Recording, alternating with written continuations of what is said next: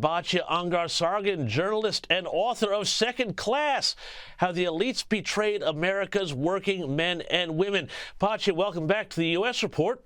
Want to start here with the big topic of the week. Ukraine President Volodymyr Zelensky has claimed that progress has been made with the U.S. now in regards to a meeting between the two countries, saying there's been a positive movement.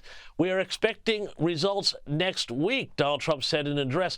Batya, what do you think? We are 1 week on from that heated exchange in the White House. Do you think there's going to be movement on this? And how do you read how this dispute between President Trump and President Zelensky is playing out with actual American people versus in the media, which has been absolutely horrified by so much of what has gone on? You really nailed what happened there, which is that a media that is very much on Zelensky's side and very much against President Trump convinced President Zelensky that it would be a good idea to go in there in a very aggressive way and pretty much undermine the deal that the President of the United States is trying to put together to save his country. And that's exactly what happened.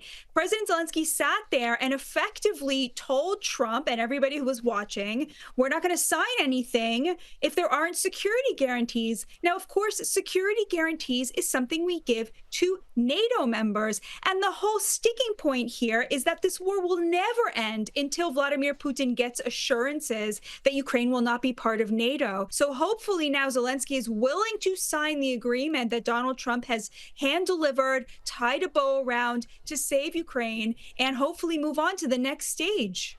Well, yeah, I think we all want to see the killing stop there, Batya, but I also want to talk about another foreign policy area here, which is Gaza and Hamas. And Hamas is, continuing to hold on to hostages and bodies. Donald Trump delivered a stunning ultimatum on Truth Social, demanding remaining hostages to be handed over, said hand over the bodies or there will be hell to pay. He called Hamas sick and twisted, which I think there were no truer words ever spoken by the man.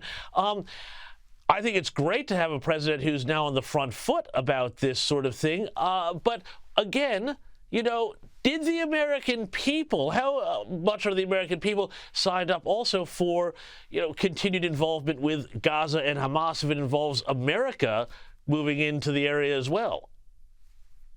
So the American people are not going to be on board with sending troops on the ground anywhere. Luckily, Israel has never once allowed an American troop to step foot on Israel, on Israeli territory and fight. Israel fights its own wars. In fact, Israel does not only fight its enemies, Israel fights the enemies of the United States, and it is in a very different situation than Ukraine. Israel is sovereign. If we stop funding Israel tomorrow, they will find another way to defend their people from these depraved, despicable, disgusting, mass murdering, mass rapists, baby stranglers. They're not going to sit around and wait for the United States, And in fact, there's even a movement within Israel right now called From Aid to Trade. Israel's a wealthy country, and you know what? Maybe they need sovereignty a little more than they need U.S. aid dollars, and I think that that's a really good move on that front. Now, you contrast that with Ukraine, which literally cannot fight without the help of the United States. It is not sovereign in this war. We are fighting a proxy war with Russia on Ukraine's behalf that we don't want to be fighting, because Russia, of course, was never perceived to be a foe of the United States since the fall of the Soviet Union. Certainly, Barack Obama didn't think so when he laughed Mitt Romney off the stage when Mitt Romney suggested that Russia was an adversary of the United States. So I think that's the real difference there. And I think the American people, they're very, very, very pro-Israel. I mean, there's the democracy, there's the feeling of shared values. America is a Christian country in many ways. There are a lot of Christians here who feel very, very close to Israel and to the Jewish people. And also, Israel brings a lot to the table as an ally. It brings a lot of intelligence sharing to the table.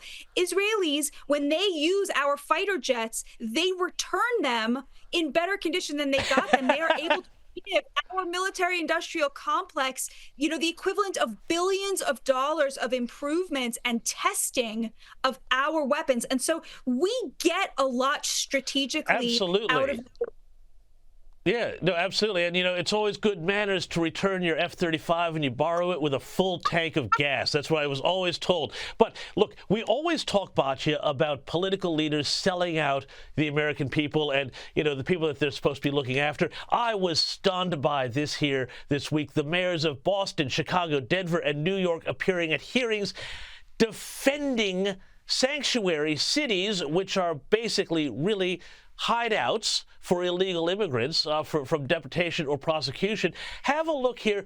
Boston Mayor Michelle Wu and her message to illegal aliens in her city. You belong here. This is your home. Boston es tu hogar. Boston, 这里卡有，这是你的家. This is our city. We are the safest major city in the nation because we are safe for everyone. Batya, all the time we are told that Donald Trump is flouting the law, flouting constitutional norms, flouting this, flouting that, and yet you have these mayors who say, hey, federal immigration law, it doesn't apply to us. And in Massachusetts, where Boston is, we've seen some of the worst crimes committed by illegal aliens who are then not given over to the feds.